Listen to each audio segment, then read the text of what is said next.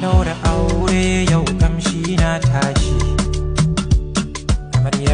Abu mafi tsada a fuskarki murmushinki, mafi ɗaukar hankali kuma idanuwanki, mafi burge samari siririn hancinki, abu da ya fi ƙayatar da mai kallonki kyakkyawan labbanki, abu da ya fi sawa a maimaita kallonki shine tsararren gashin girarki, abu mafi daɗin saurara a tattare da ke kuma shine sautin muryarki.